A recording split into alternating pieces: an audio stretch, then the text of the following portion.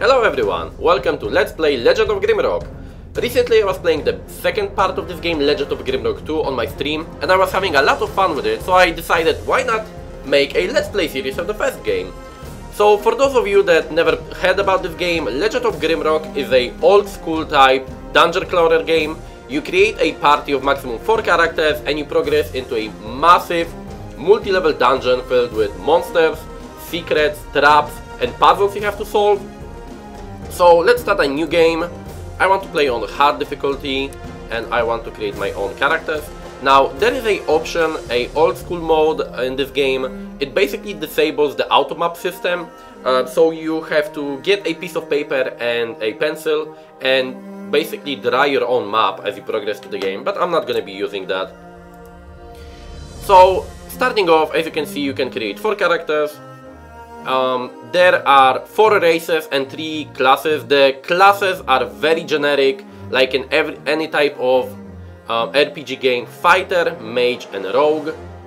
And the races are humans, who start off with 1 more skill point at the beginning of the game, minotaurs, who have +5 strength, -4 dexterity, +4 vitality and -3 willpower. So the minotaurs is a race designed mainly for melee combat and for tanking a lot of damage. Lizardman, +2 dexterity, -1 willpower, so basically the dexterity based race, probably good for rogues in design. And insectoids, -2 strength, +1 dexterity, -2 vitality and +4 willpower. Willpower is the stat that gives you energy and is important for spells, so basically they are the mage race in the game. And in terms of stats, you have strength, dexterity, vitality and willpower, so basically very generic stuff here. The only difference in this game is that strength determines physical damage in any type of way. So if you are making a melee fighter, strength is your stat, but if you're making a range class, also strength is your stat. Dexterity only gives you evasion, accuracy and I think some defensive stats or something like that. But even for range classes, dexterity isn't even important, because in this game range attacks, magic attacks and range attacks have a 100% chance of hitting the enemy. You can only miss with melee attacks, so range attacks always hit, same as spells.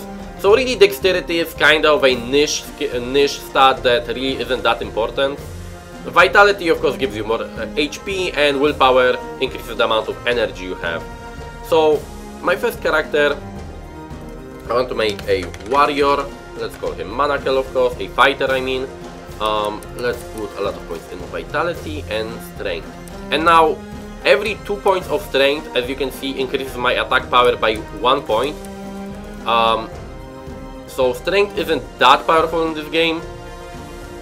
You have, on every character you create, you can pick 2 traits at the beginning of the creation process. So I will pick skilled, which gives me 3 additional skill points at the beginning of the game. When you level up in this game, you gain 4 skill points per level up. So this is basically almost a free level up at the beginning of the game, which is very powerful. And skill points overall are very good in this game. Skills are more important than levels and then stats. If you could just gain skill points without leveling, you would still be very powerful, just because of the benefits you gain from it. So I will pick skilled and I will pick aggressive. You can see aggressive increases my attack power by 4.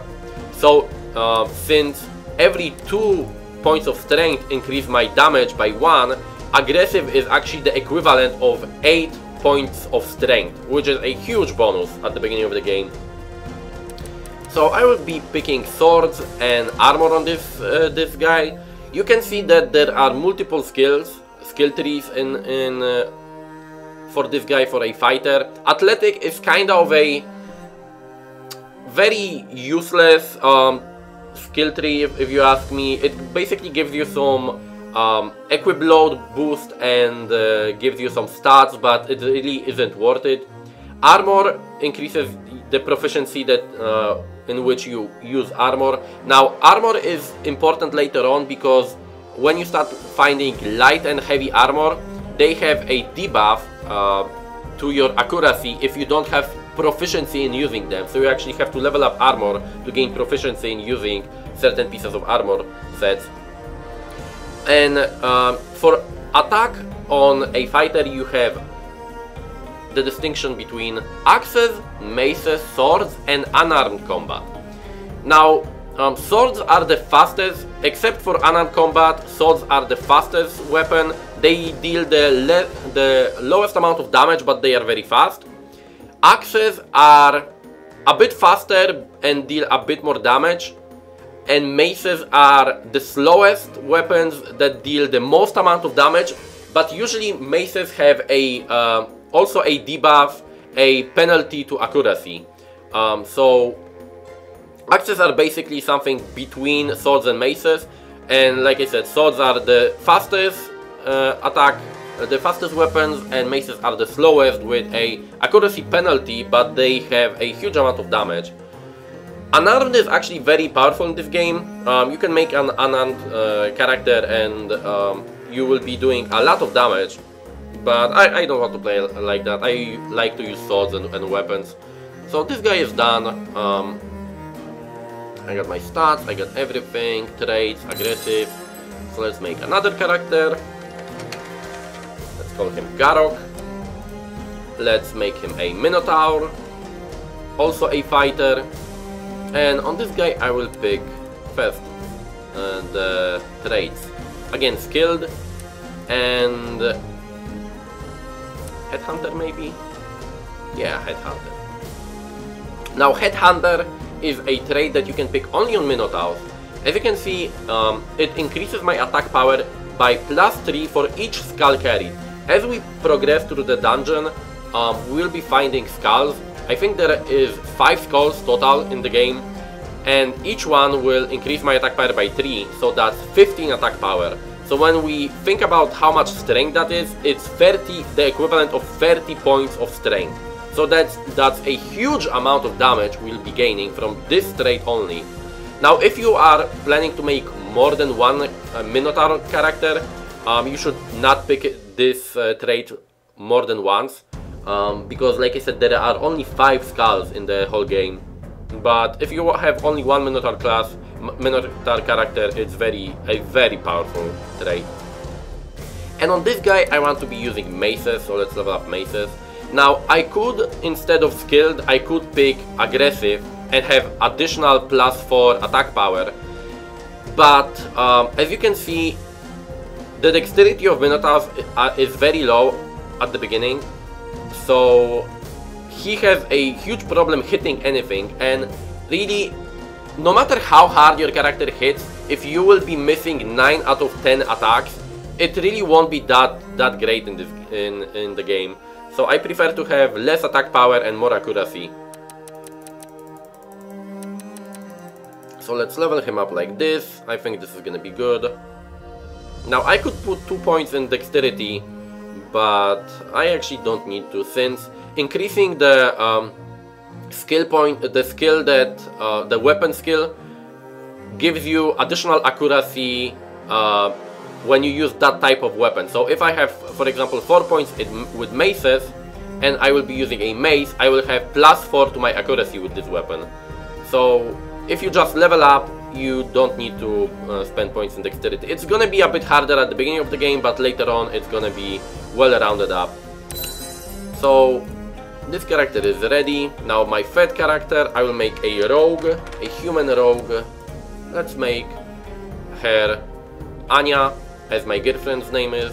So let's make a rogue. Now I want to make a missile shooting character. So I will pick skilled again and aggressive. And I will pump every point into missile weapons. As you can see, I am pumping points in strength, not in dexterity, because like I said, missile weapons, throwing weapons or missile weapons or spells, they have a 100% chance of hitting the enemy. So you actually don't need accuracy, so you don't need dexterity for missile or throwing weapons, which is kind of a bad thing in the game. I think they maybe didn't think about every aspect of the game that great, and this is kind of a drawback of the game in some way, but this is their first game, at least the first game I played, so you know, we can, I think, forgive them for that. They made it much better in the second game, I believe. Okay, so this character is ready also, she is a rogue, and I want to make a mage, a insectoid mage. Let's make him look like this. Green skin is cool. Let's get skilled, and let's get strong mind, which will increase my willpower. Now I don't need aggressive here because I will be attacking with spells, not with physical attacks. So let's put 5 points in fire and 1 point in spellcraft. As for skills of mages, you can see there are 4 magic trees: air magic, earth magic, fire magic, and ice magic. Spellcraft is a skill that increases your willpower, gives you some basic spells like light, and basically increases the amount of energy you have overall. And staff defense is basically useless. It's supposed to be for mages that want to be on the front line and attack, but like it's kind of a stupid skill in my opinion. You will never have your mage being in the front line and fighting because he will be dying very easily. So let's level up willpower, 22 points, nice, and vitality, that's okay. Now in terms of magic, I want to explain one thing. Like you can see the 4 skill trees. Air magic is basically lightning damage. Air magic is very powerful, it has nice damage, and also it has a very useful utility spell called invisibility that makes your whole party invisible.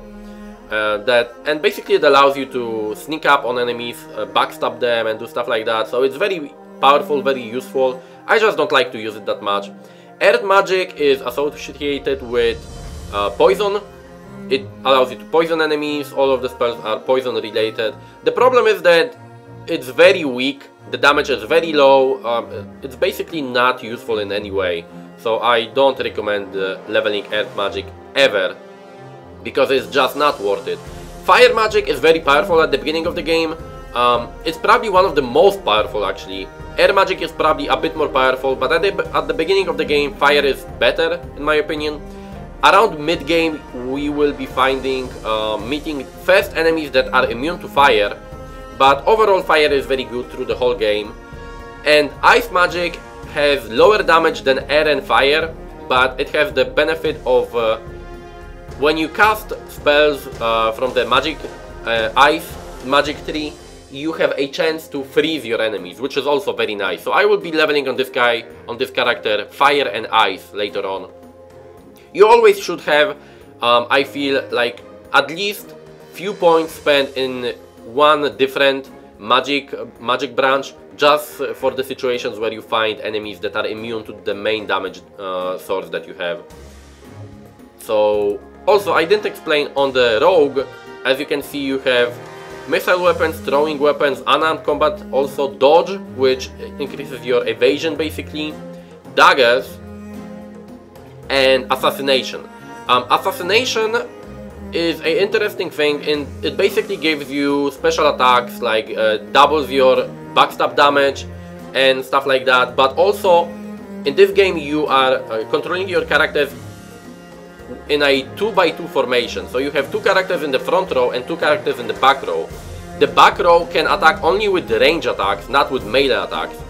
But if you take assassination and you level it up to 12 points, you can see there is a reach attack, a special ability that allows you to attack with melee weapons from the back row. So for example, if you want to make a rogue attacking with daggers from the back row, you have to level up daggers and you have to level up assassination to 12 to be able to do that. But like I said, I'm gonna be using missile weapons. So everything is done. We got one fighter, the second fighter, the rogue, and the mage. Everything is done. So let's start the game. Mount Grimrock.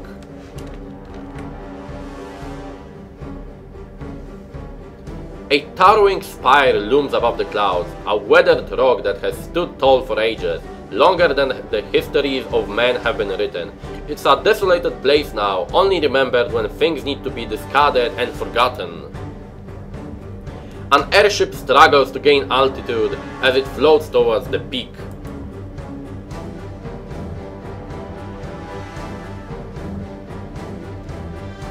Four prisoners bound by heavy chains emerge from the ship.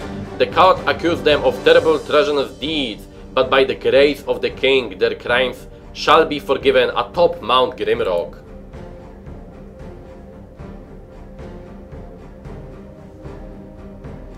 Their final trial is at hand. Numerous prisoners have received their pardons here, yet none have returned to live their life in freedom. They are at the very top of the world, and below them only darkness and justice awaits.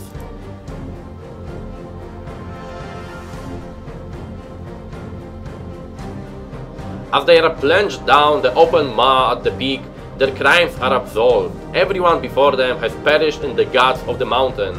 But will you be able to lead them through the dark and to the freedom that awaits at the base of Mount Grimrock? So that's our story, guys. Basically we are controlling 4 criminals that will be free if they get out of the Mount Grimrock alive. That's kinda the story. So you can see, this is how the game looks.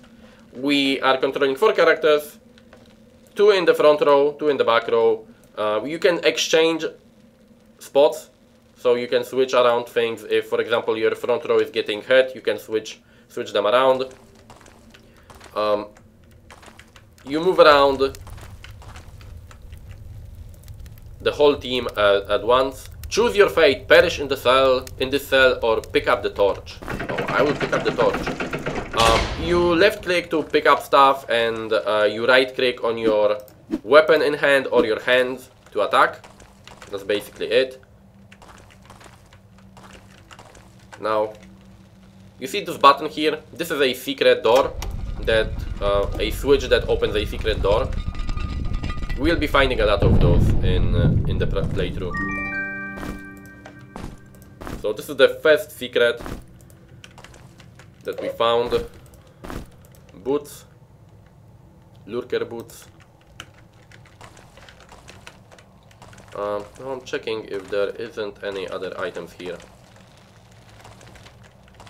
Now bear in mind, guys, I already played this game, although a long time ago, but I remember still a lot of stuff, so probably the first levels at least will not be that tough for me, and I will probably remember a lot of the secrets, but later on in the playthrough I will definitely have problems with some stuff. I remember this game has a lot of very hard puzzles later on.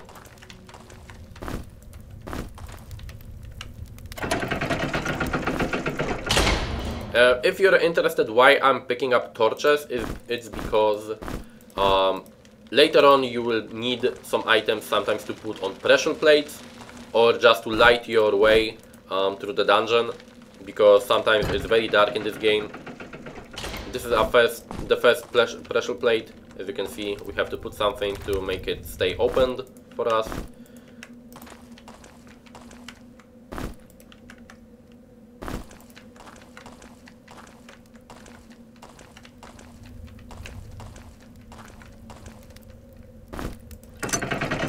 Okay, let's open it, but there's also a rock here, which I want.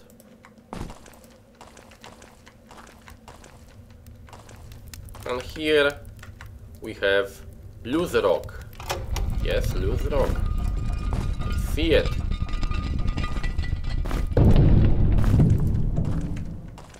The game has a really old school feel to it, at least for me. So I really like the way they made the game. Granted, not everything worked perfectly here, but it's very cool. This is the first enemy, snail. Also, I didn't explain magic, so I will explain it after I kill this guy. Magic in this game works a bit differently than in most games. You can see my mage his hands are glowing, he can cast spells with his hands or with a catalyst, a orb or a staff. When you right click his hands, you have this 9 runes and a cast spell button here. When you click combinations of runes, you can cast a spell. The first spell is the Fire Burst spell, this, by clicking one of the rune. Some later, more advanced spells are much more powerful and much more complex, so you have to make some weird combinations sometimes and click the cast button. Now, you can learn new spells in 2 ways. You can either wait till you find scrolls in the game showing you the combinations for certain spells, or you can play around yourself and find combinations. You don't have to find scrolls to cast spells. You only have to have enough skill points in a skill tree to be able to use this spell. So for example, if a spell has the requirement of, let's say, 13 points in fire, when I get 13 points in fire, I will be able to cast the spell if I find the right combination. So you can, like I said, either play around yourself and just try to find it, or you can just wait till you get the scroll with the spell explained. Or you can just go to wikis and find it on the wikis and learn it that way. Your choice. But that's basically how magic works in this game. So magic is a bit slower here and requires you to actually click a lot. But it's very powerful. Magic is very powerful in this game.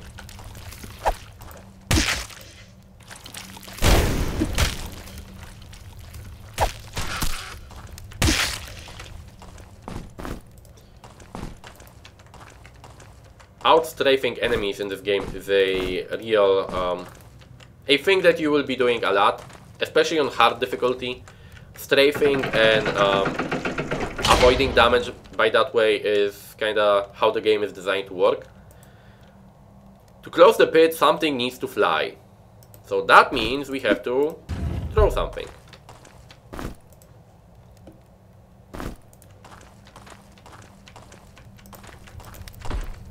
The early puzzles aren't really a big challenge, to be honest. As you can see, we have the map here. We have a room here filled with some items.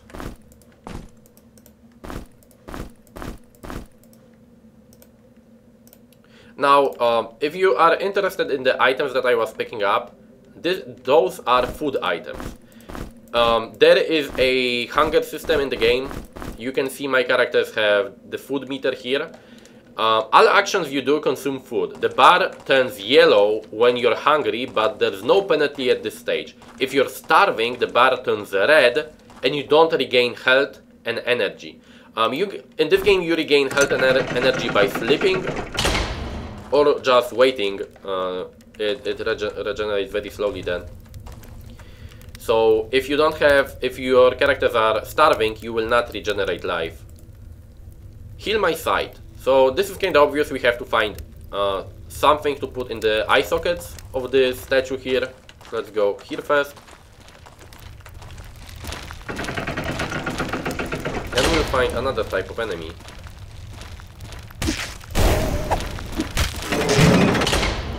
This is another thing, another trick you can use in the game. You can use gates like this to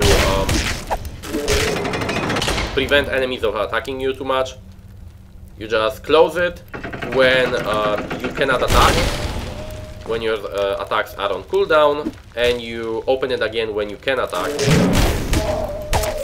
so your characters won't get hit.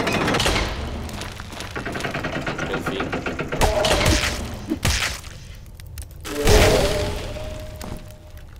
Also, missile weapons and projectile weapons, you lose the projectiles when you throw them, that's kind of obvious. But when you kill the enemy that you attacked with the projectile, you will be able to pick that projectile up. So you don't lose them permanently, which is very, very cool actually. you can see outstrafing enemies is the way to go.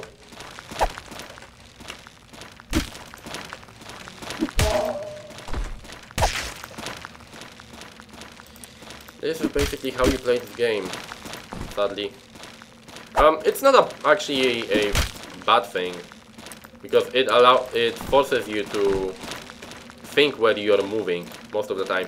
Now here I'm fighting only one enemy at a time, so it's not a problem. But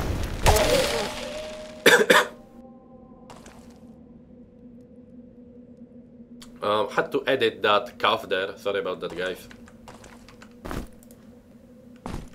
But I was saying that later on in the playthrough, later on in the game, we will be fighting multiple enemies in small rooms sometimes.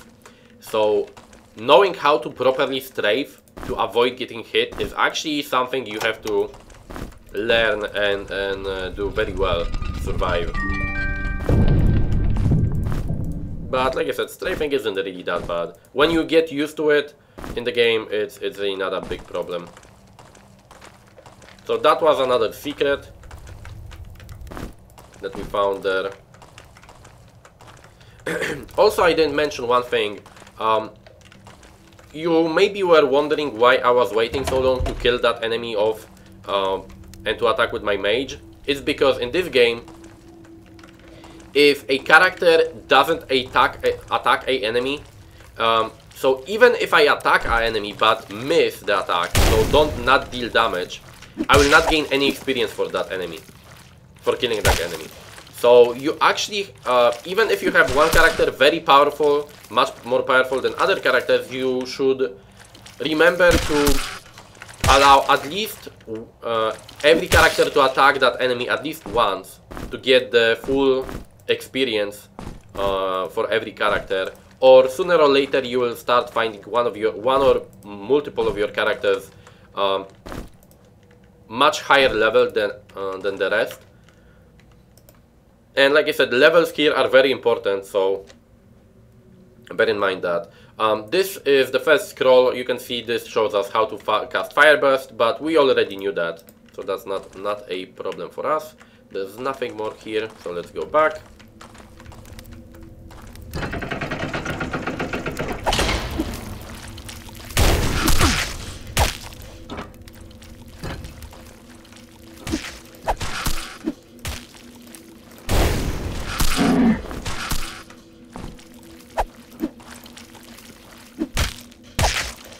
And of course my characters are missing every attack.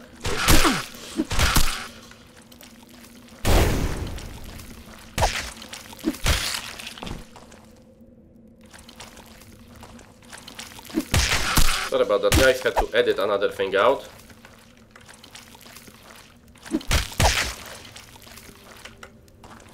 Come on, snail. I know you want to die. Come on, Mr. Snail.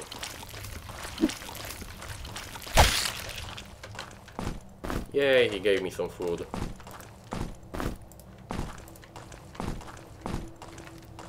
And you can see I'm picking up the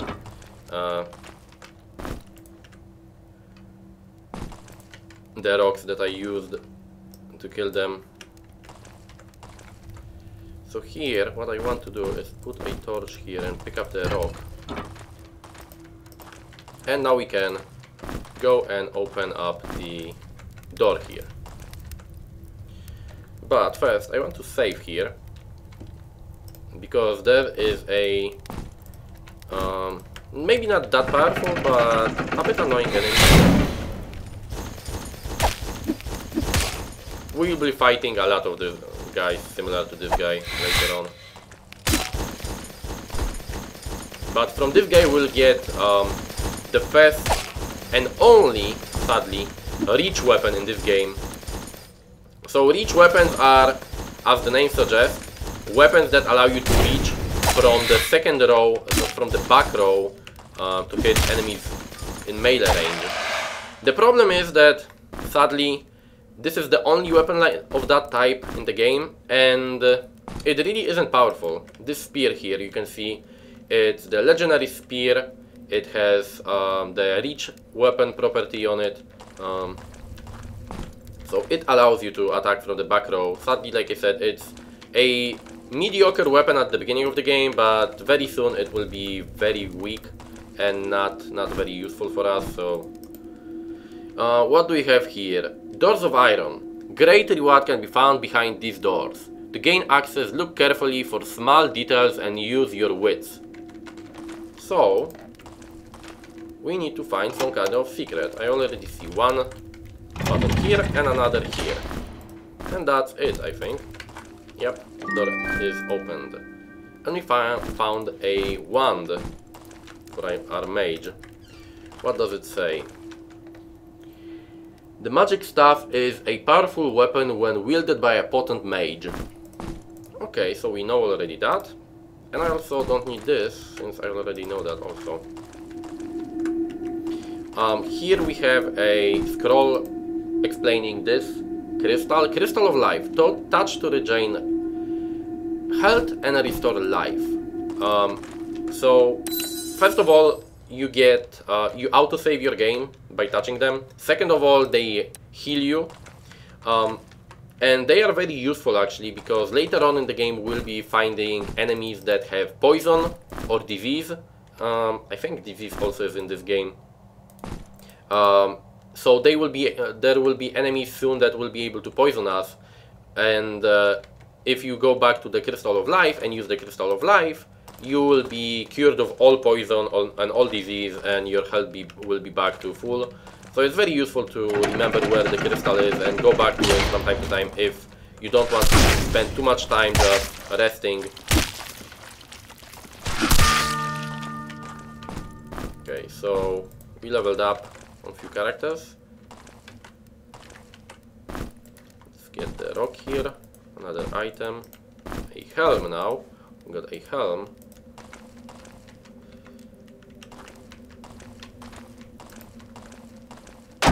Now I have to decide in which spots I will be saving the game, ending the video, because for the first levels I can progress more than one full level at episode, but later on in the game we will be finding a lot of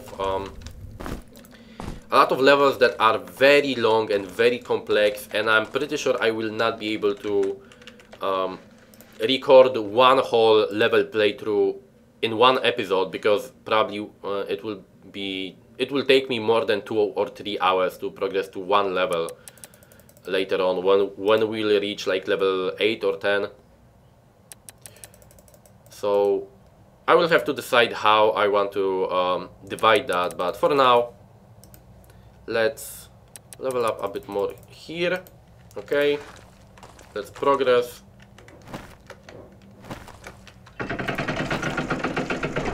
So we went from here. Okay, so we need a key. The key will probably be somewhere here. Okay, let's open this up.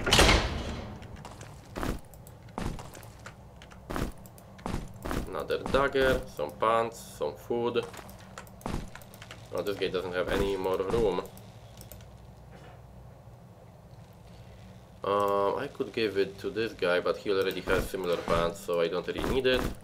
Let's give him the jacket though.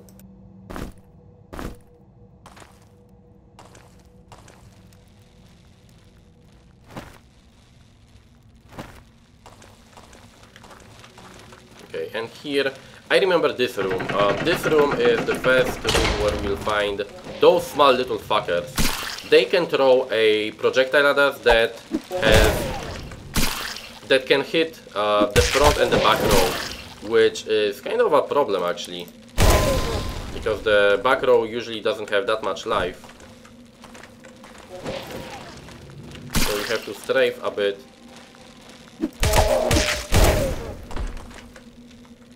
And avoid getting hit.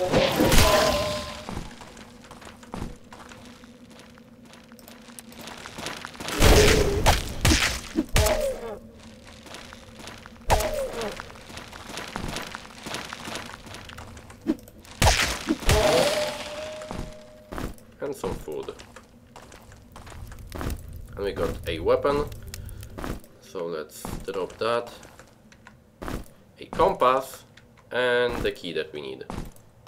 The compass, as you can see, it shows us where north is.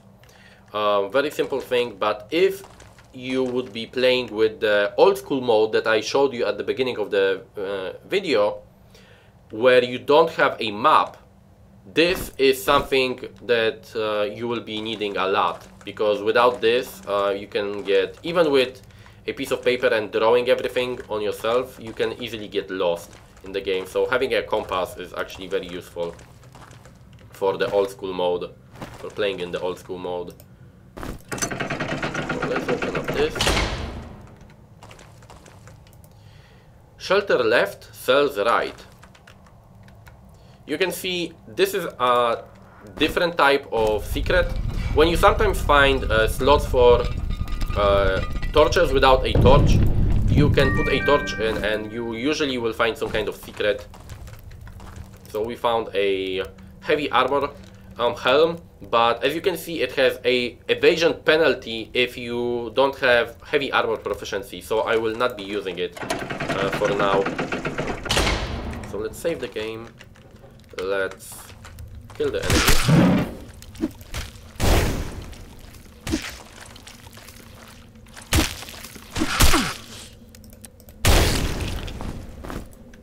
Get food from him. And we got some armor here. Let's open this up. Now I remember a secret here. So yeah, there's a secret entrance to this room that allows you to get the first arrows, poison arrows actually. Also, magic and missile weapons in this game have a interesting synergy. If you have a missile wield using character and a mage, mages can enchant arrows to deal elemental damage. So there is a spell, a enchanting spell for each skill, each magic tree. So no matter which magic tree you choose, you can still enchant arrows.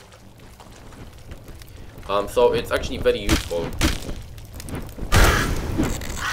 It's just a good thing to have one of each, a mage and a missile weapon user, in my opinion. Throwing weapons I think are a bit more powerful overall, but I like missile weapons. No weapons allowed inside, so this is a very simple thing. We have to put away a weapon. Not all of our weapons, just at least one weapon on the pedestal, and it will open for us. So very simple thing.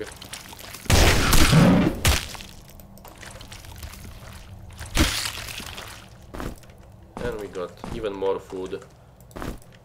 So we got another rock, a key, some food, and a secret.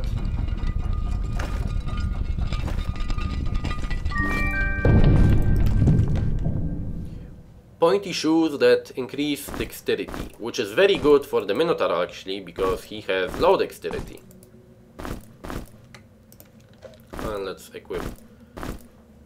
Maybe let's give it to this guy.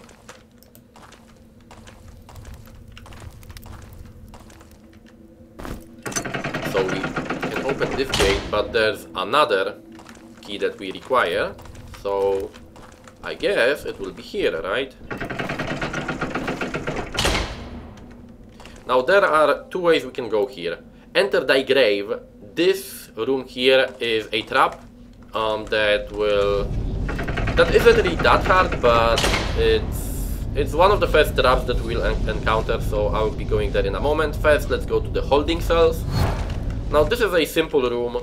You can see there's a bug here and an enemy here, but we cannot open the cells in any way. But what we can do is use the switches here, and it teleports things to the next cell and outside. So we can get the bug, and we can also teleport the enemy to be here. And I want to, because I want to kill him.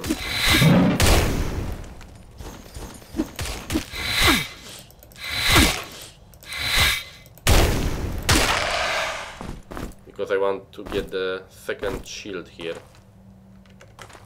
Okay, so we are done here. We can go back out.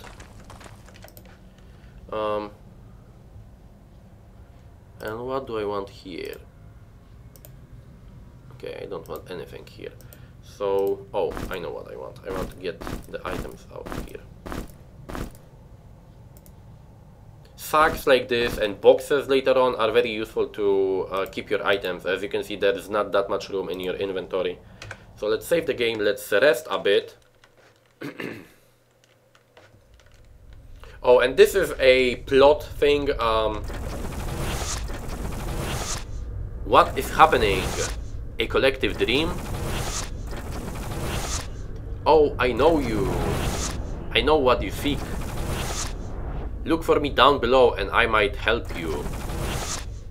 So, during the progress of the game, sometimes when we rest, we will be having collective dreams like that.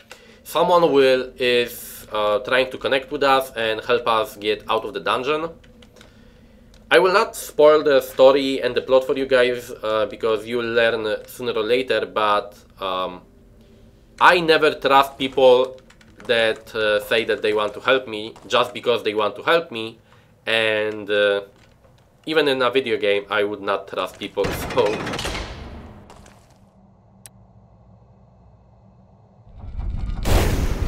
Oh, and that was stupid. That was another example of something you should not do. I forgot about that. You can actually hit yourself with spells. If you cast a spell in a wall, you will actually hit yourself with the spell, so bear that in mind. I made a stupid mistake there.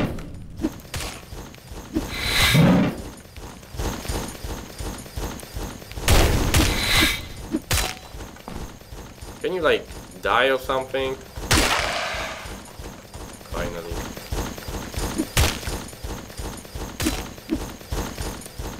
That was stupid of me, but at least I showed you guys that. Never cast a spell into a wall because your whole party will be hit by it. And as you can see, it actually deals a lot of damage to your own party. So never be stupid like me. And I need this rag back.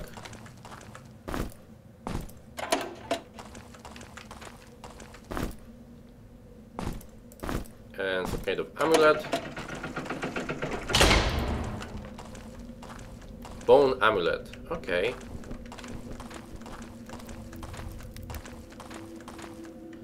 So let's open this gate. And we are in front of another save crystal. So I think I will just save here and end this episode now, and I will continue through the dungeon in the next episode and clear this level in the next episode. So thank you for watching, guys. Let me know what you think about the game and if you like it, if you like the playthrough. So far, I think this game is a great game that maybe isn't that well known to the wider audience, and I think it's a real shame because it's a great game with a lot of cool stuff in it. It has a lot of very interesting puzzles, secrets and fun things that you can do. It really requires you to think a lot. I hope you guys like the playthrough, and I hope you guys maybe, if you didn't play this game yet, you will try it out because it's really worth playing. So thank you guys for watching, and I'll see you in the next episode.